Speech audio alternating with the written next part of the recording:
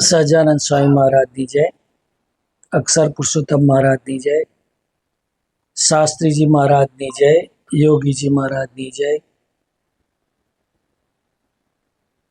પ્રગટ ગુરુ હરિહરિપ્રસાદ સ્વામી મહારાજની જય જય જય, પ્રગટ ગુરુ હરિ પરમ પૂજ્ય પ્રેમ સ્વરૂપ સ્વામી મહારાજની જય જય જય, આત્મીય સમાજની જય જય જય, દાસના દાસ થનારની જય જય જય, શિક્ષાપત્રી દ્વિશતાબ્દી મહોત્સવની જય જય.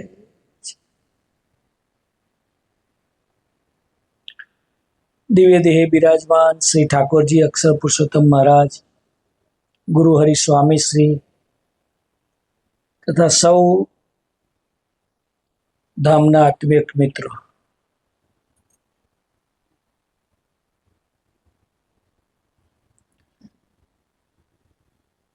ખૂબ જ અદ્ભુત પ્રસંગો દીપભાઈ આપણને સેવા યજ્ઞના કયા.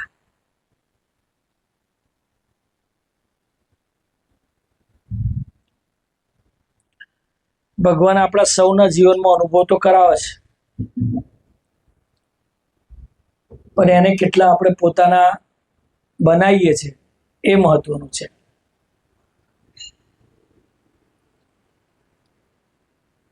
સ્વામી શ્રી કહેતા યોગીજી મહારાજ થોડી ઘણી વાતો કરે. મેં ગઈકાલે હું પ્રવચન સાંભળતો તેમાં આવી વાત કે યોગીજી મહારાજ હા ગડથલની વાત કરતા હતા બહુ, કેમ પણ બહુ ઓછા લોકોને ખબર પડી કે હા ગડથલ એટલે હું. પછી સ્વામીજી કહે છે હા ગડથલ એટલે હું, તો કે હાથી આગળ સસલું રમ્યા કરે, હા ગડથલ કરે તો હાથી રાજી થઈ જાય, અને હાથી આખા જંગલમાં લઈ અને ઉપર બેસાડીને પછી ફરે. સસલાની શું વિષાદ કે હાથીના શરીર ઉપર જઈને બેસે, પણ હાથી રાજી થઈ જાય તો હાથી એને પોતાના શરીર ઉપર લઈને આખા જંગલની પ્રદક્ષિણા શેર કરાવે, ટૂંકમાં ફરવા લઈ જાય. એમ આપણે સ્વામીજીના કાર્યની મય હા ગડથલ કરીએ. કોઠારી સ્વામી બીજો શબ્દ ઉપર હોલા ઉપાડ, હા ગડથલ અને હોલા ઉપાડ. કોઠારી સ્વામી બીજો હોય પ્રસંગ કહેતા હતા યોગીજી મહારાજની બોધ કથાનો, કે એક પારધી હતો,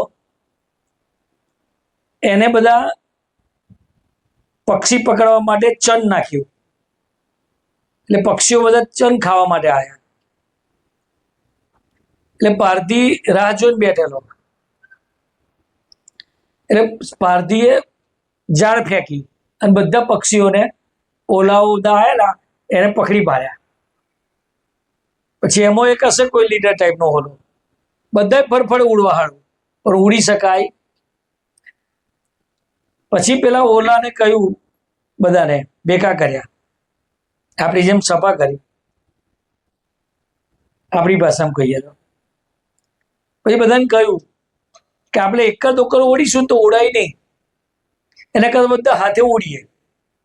તો બધા હાથે ઉડ્યા, જાળ લઈને ઉડી ગયા, પારધી જોતો જ રહી ગયો. એમ આપણા હૈયાની અંદર રહેલા જે સૂક્ષ્મ ગંદા સંસ્કારો છે, હજુ તો સ્થૂળની ખબર નહીં પડતી, તો સૂક્ષ્મની તો કઈ આવશે વાત. સ્થૂળ, સૂક્ષ્મ, કારણ અને મહાકારણ, ચાર પ્રકારના દેહ છે આપણા. હજુ તો આ દેખાય થોડું જ આપણને દેખાય મારું છે. હું નવનીત એટલે આવો, મારી હેરસ્ટાઈલ આવી, મારો ફોટો આ. 500 જન્મમાં આપણો ફોટો તરત દેખાઈ જાય આપણને. દેહની જોડ કેવી આત્મબુદ્ધિ થઈ ગઈ. અને એટલે ગુણાતીતાના સ્વયં આ દેહ તે હું નહીં, એ માટે આઠે પોર ભજન કરવાનું. એનાથી ઉપર છે સૂક્ષ્મ શરીર. તમે જે વિચારો છો આખો દિવસ મનન ચિંતન કરો છો, રાત્રે સપનું નહીં આવતું? સપનું આવે છે કલ્પેશભાઈ? કઈનું આવે છે? એ તો વિચારશો એટલે ખબર પડશે, હસવાનું નહીં. પ્રશ્ન સપના આવે ત્યારે ખબર પડે. અને એમાં વિચારી અંતરદ્રષ્ટિ કઈ ખબર પડે કે સપનું કઈથી આવ્યું. એ સાધનાનો માર્ગ છે આખો.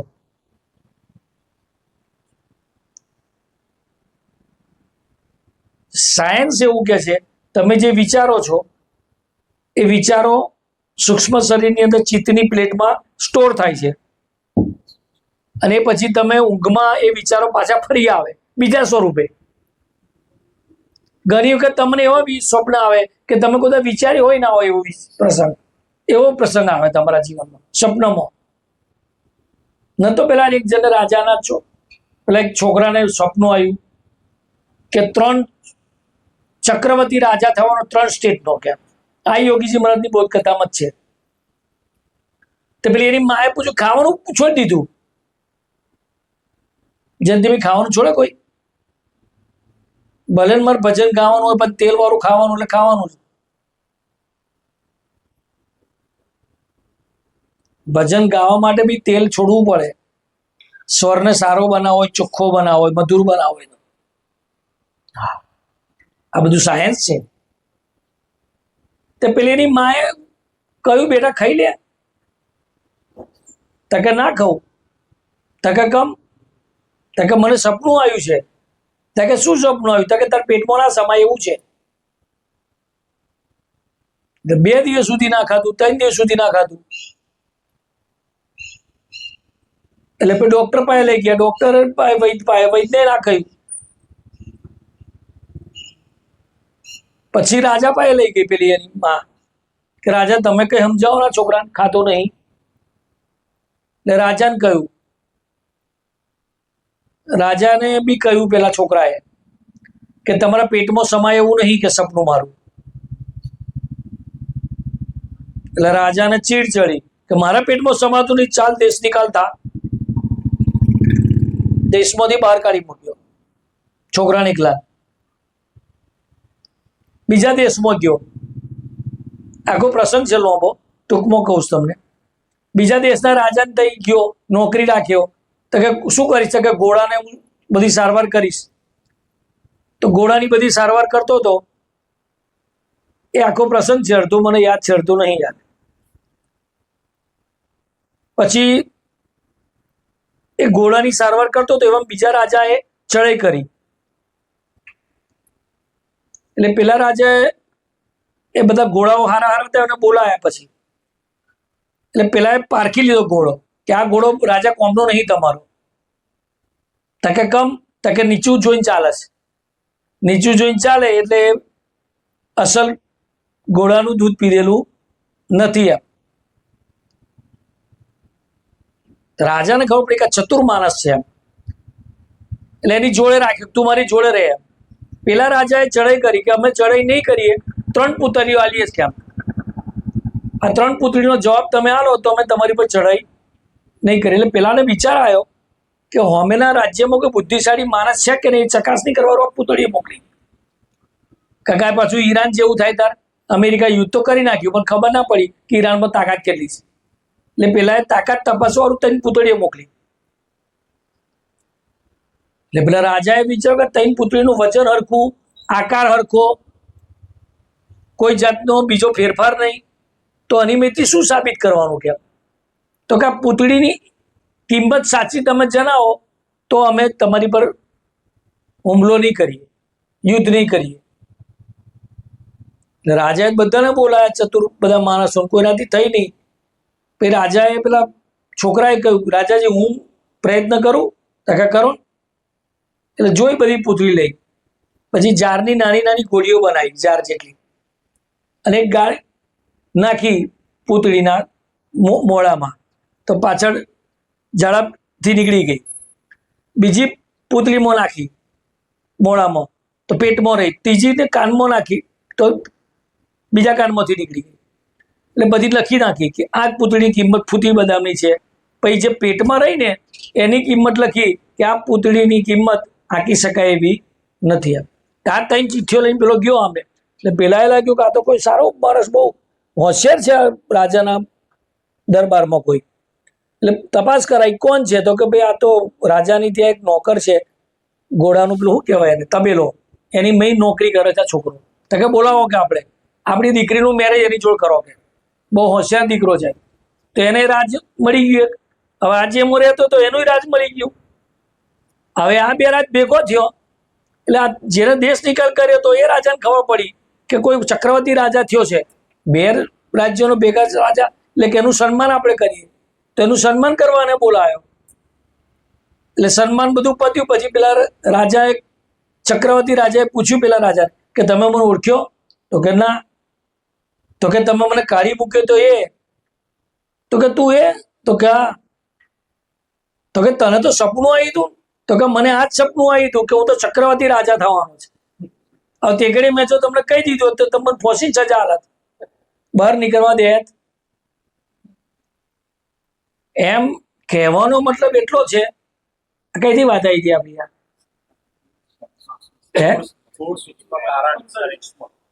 હા, સૂક્ષ્મ ને કારણ અને મહાકારણ છે. હજુ તો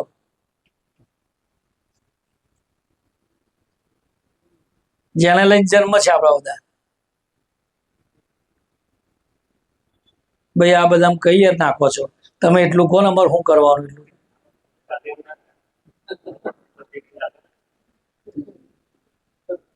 ભક્તિ પત્રીમાં બી ઉમંગ ને ઉત્સાહથી અહોહો ભાવે મધ્ય 41 પ્રમાણે સેવા કરવી છે. કોઈ કરે કે ના કરે, કોઈ સેવામાં આવે કે ના આવે, તમે સૂક્ષ્મ શરીરથી બી વિચારો, મનમાં વિચારો કે આ ભગત નથી આવતો, આ ભગત આવો છે, એટલે જેટલી સેવા કરી એ ઉધાર જમા રહેતી.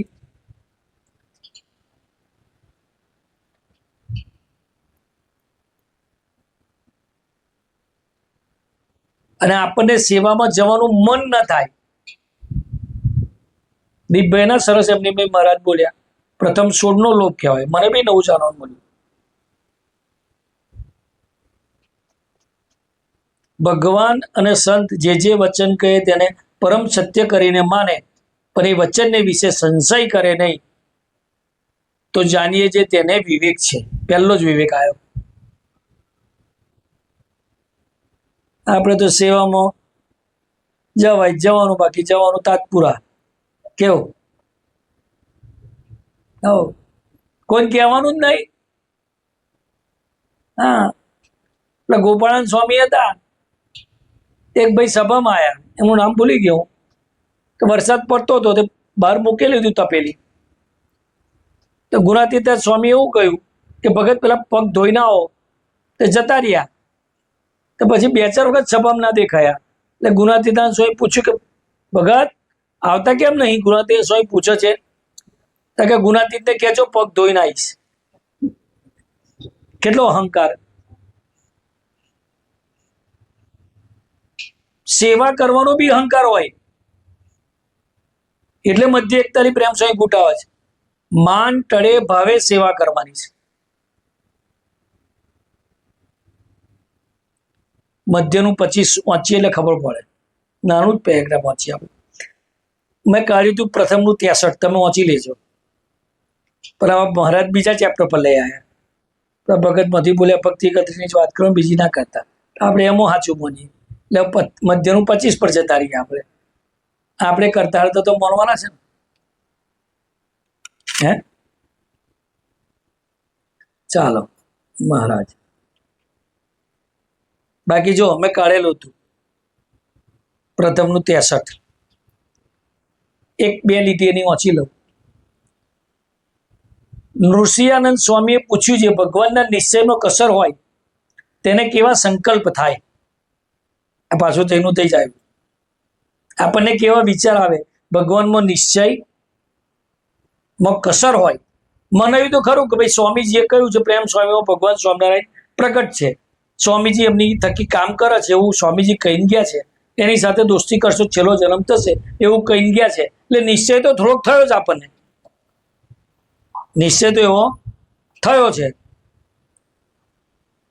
પણ જ્યારે ભગવાન કોઈ સામર્થ્ય દેખાય, ભગવાનમાં કોઈ સામર્થ્ય દેખાય ત્યારે અતિ આનંદ થાય. પ્રેમ સ્વામી આપણો સંકલ્પ પૂરો કરે, પ્રથમ ને એડમિશન મળી ગયું તો કેટલો આનંદ થયો પ્રથમ, અને એથી વધારે પપ્પાને આનંદ થયો છે. હાસ, મારો છોકરો ગોઠવાઈ ગયો. અને અમારો અમિત આવ્યો નહીં આવ્યો? અમિત ને હમણો મેહુલનો ભાઈ રાહુલ. પણ અમિતની નોકરી માટે અમે 2 વર્ષ સુધી મહેનત કરી.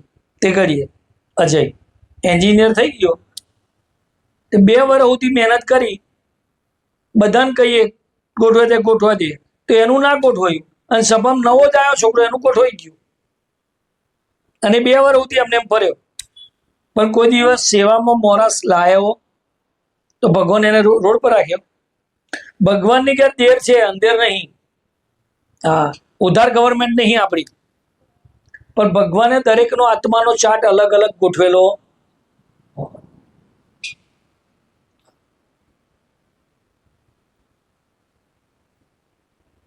ભગવાનમાં કાંઈ સામર્થ્ય દેખાય ત્યારે અતિ આનંદ થાય, અને જ્યારે સામર્થ્ય ન દેખાય ત્યારે અંતર ઝાંખું થઈ જાય છે.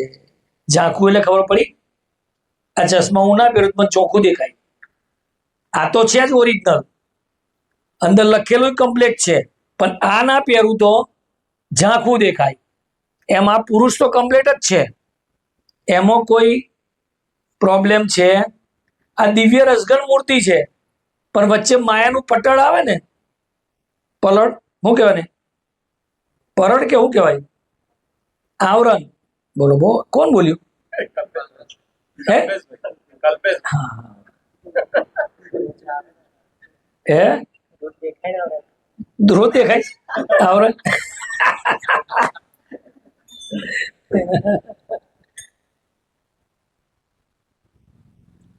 એ આવરણ આવી જાય એટલે આપણને કેવા ધુમ્મસ આવી જાય. ધુમ્મસ આવી જાય તો દેખાય સામેનું આપણને.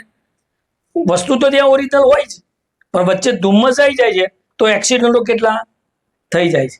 એમાં આપણી અને ભગવાનની વચ્ચે કોઈ ધુમ્મસ ના આવી જાય એની કાળજી રાખવાની છે આપણે બધાએ. તો અંતરને વિશે આનંદ રહેશે, બાકી રે અહીં દેખાડે છે. અને પોતાના હૃદયમાં ભૂંડા સંકલ્પ થતા હોય અને તે તાળે તોય ન ટળે ત્યારે ભગવાનમાં અવગુણ પઠાય. આપણી અંદર કોઈ દોષ હોય, ભગવાનને પ્રાર્થના કરતા હોય બરાબર, ઇવન સ્વામીજીને પ્રાર્થના કરતા હોય આપણે બરાબર, અને છતાં પણ એ ટાળ્યા ટળતા ના હોય, અથવા તો આપણું કામ ના થતું હોય. સ્વામીજી કે અંતર્યામી સર્વજ્ઞને 2 વખત કહેવું. આપણે તો એક વખત કહીને આવતા રહીએ એટલે પૂરું થઈ જાય. સ્વામી તો ખબર જ છે, જોન જ છે, અને છતાંય કોમ ના થાય તો મને સ્વામીજી 3 વર્ષ સુધી ગોળ ગોળ ફેર્યો તો પાછળ અહીં કરું, આ કરું, તે કરું. કહું પ્રસંગ, અમને નહીં કહેવો, 953 થઈ ગઈ. શું અવગુણ પઠે એની વાત છે. આપણે બધાએ આપણા આત્માને વિશે વિચાર કરવાનો આ પ્રસંગનો. આ વચનામૃત છે, આ બધાને લાગુ પડે, મને તમને બધાને. અત્યારે નહીં લાગુ પડે, જ્યારે પ્રસંગ જીવનમાં આવશે ને ત્યારે લાગુ પડશે આપણી નિષ્ઠા કેટલી પરિપક્વ થઈ છે, અથવા તો પરિપક્વ નિષ્ઠા કરવા માટે શું કરવાનું એ આ વચનામૃત જ્યારે યાદ રાખીશું ત્યારે કરવો પડશે. સત્સંગમાં દિન પ્રત્યે આપણી વૃદ્ધિ થવી જોઈએ. આ વૃદ્ધિ થવાના વચનામૃતો છે. એમાં મહારાજ કહે છે, હું આટલા દાડાથી સત્સંગ કરીને મટી ગયો તો પણ ભગવાન મારા ભૂંડા ઘાટ ટાળતા નથી. પહેલો વિચાર શું આવે ગજેન્દ્રભાઈ? ડભાથી અહીંયા આવ્યો ને અહીંથી વાસના રોડ પર સભા કરવા ગયો નવનીતભાઈ, પણ ચાલુ મારું કોમ થતું નહીં, શું કરવાનું? પહેલો અભાવ આવે ભગવાનનો આપણને આવે. એવી રીતે ભગવાનનો દોષ પટે અને જે પદાર્થમાં પોતાને હેત હોય અને કોઈ પ્રકારે તે પદાર્થમાંથી મન પાછું ન વળતું હોય ત્યારે તેઓને તેવો દોષ ભગવાનને વિશે પરઠે. આપણને જેમાં હેત હોય એવો દોષ આપણે હોમાં પરઠીએ. વિસ્તાર નહીં કહેતો અત્યારે ટાઈમ એટલે પડી ગઈશું. જેમ હવે મહારાજ પાછું કે વિસ્તાર કે પાછા, જેમ મારે વિશે કામાદિક દોષ છે તેમ ભગવાનને વિશે પણ છે. આપણી અંદર ઈર્ષા હોય તો આપણને એવું લાગે ભગવાનનો બી ઈર્ષાળુ સ્વભાવ છે. આપણી ભાઈ લોભ હોય તો ભગવાનનો હોય લોભ છે એવું લાગે. પ્રેમ સ્વામી લેવા જ આવે છે, માગ જ કરે છે, કારણ કે આપણી ભાઈ લોભ પડેલો છે એટલે આપણને એમાં લોભ પણ થાય. એને શું સ્વાર્થ છે?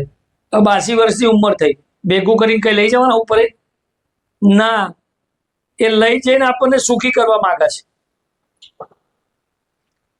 કોઈ બી સંપ્રદાયના તમે સંતોના પ્રવચનો પડજો જાઓ, સેવા કરવાની વાત ના કરી કેજો, કારણ કે ઓરિજિનલ સ્વામિનારાયણ સંપ્રદાય સેવા ધર્મ ઉપર જ રચેલો છે.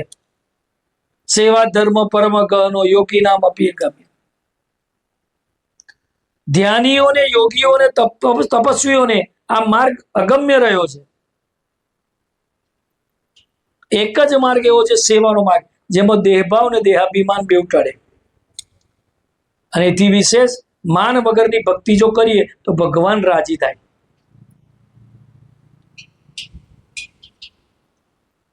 પણ એ ભગવાન છે તે મોટા કહેવાય છે, એવી રીતના જેને અંતરમાં ગાઢ થતા હોય તેના નિશ્ચયમાં કસર જાણવી એનો પરિપક્વ નિશ્ચય ન કહેવાય. આ વચનામૃતમાં પ્રથમનો 63 વાંચો ગયા છે શાંતિથી. હવે આપણે 5 મિનિટમાં પેલા જતા રહીએ, મધ્ય 25.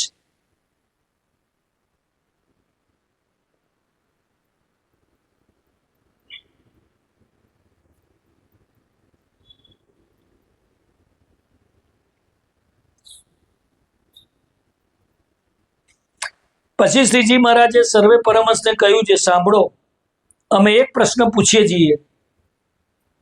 ભગવાન પૂછે છે પરમહંસોને. કેટલા વચનામૃત તો એવા છે કે સંતો ભગવાનને પ્રશ્ન પૂછતા હોય છે. આમાં ભગવાન સામેથી પ્રશ્ન પૂછે છે કે એક તો ભગવાનનો ભક્ત ત્યાગી છે ને દેહે કરીને તો સર્વ વર્તમાન દ્રઢ રાખે છે, ને અંતરમાં તો વિષય ભોગવવાની વાસના અતિશય તીખી છે, તો પણ દેહે કરીને તે ભ્રષ્ટ થતો નથી એવો ત્યાગી છે. એટલે શુદ્ધ નિષ્કામ ધર્મ પાળે છે ટૂંકમાં. અને બીજો ભક્ત છે તે તો ગ્રહસ્થાશ્રમી છે. ભગવાન કોની કમ્પેરિઝન કરે છે? એક ત્યાગીની અને ગૃહસ્થાશ્રમીની. અને તેને તો દેહે કરીને ધન સ્ત્રીનો પ્રસંગ છે, અંતરમાં સર્વ પ્રકારે નિર્વાસનિક છે. એ બે જણા જ્યારે દેહ મૂકશે ત્યારે બેવ શી ગતિને પામશે? પ્રશ્ન આવ્યો આપણને એવો. ઘણી વખત આપણે કોઈ બે તો સંતો છે બધું પાડે, પણ ભગવાન એ પૂછે છે કે ગૃહસ્થ સમી છે કે જેને બધો યોગ છે, અને ત્યાગી છે જે બધી રીતના નિયમ ધર્મમાં છે. તો બેવ જ્યારે દેહ મૂકીને ભગવાનના ધામને પામશે ત્યારે કઈ ગતિને પામશે? એ બે તે સરખી ગતિને પામશે કે અધિક ન્યૂન થશે? એ બેની વ્યક્તિ કરીને જુદો જુદો અંતર આપ્યો. પછી ગોપાળાનંદ સ્વામી બોલ્યા છે એ ત્યાગી જ્યારે દેહ મૂકશે ત્યારે એને વિષય ભોગવાની અંતરમાં તીખી વાસના છે, માટે એને તો ભગવાન મૃત્યુલોકને વિશે અથવા દેવલોકને વિશે મોટો ગૃહસ્થ કરશે. અને મોટો ગૃહસ્થ કરશે અને અતિશય વિષય ભોગ પ્રાપ્ત થશે. તે જેવો ભગવદ્ ગીતામાં યોગભ્રષ્ટને ભોગ કયા છે તેવો ભોગ ને દેવલોકમાં ભોગવશે. અને ગૃહસ્થ હરિભગત છે તે તો દેહ મૂકશે ત્યારે નિર્વાસનિક છે, માટે ભગવાનનું જે બ્રહ્મપુર ધામ છે તેને પામશે અને ભગવાનના ચરણારવિંદમાં નિવાસ કરીને રહેશે. અને પ્રથમ કયો જે ત્યાગી તે તો વિષય ભોગવીને જ્યારે તૃપ્ત થશે ત્યારે તે વિષય થકી વૈરાગ પામીને મનમાં પશ્ચાતાપ કરીને ભગવાનનું ભજન કરશે. પછી નિર્વાસિક થઈને ભગવાનના ધામમાં જશે. પછી ભગવાન શ્રીજી મહારાજ બોલ્યા છે, ઠીક કહ્યું, એનો ઉત્તર એ જ છે. કોણ નસીબદાર? કોણ, આપણે કે ત્યાગી? અશ્વિનભાઈ, ભલે ને આપણે તબલો વગાડીએ, ભાગ્યશાળી તો આપણે જ છે. આપણે સીધા જ જવાનું, આપણું પ્લેન વચ્ચે રોકવાનું, ડાયરેક્ટ પ્લેન આપણું, કોઈ ચિંતા જ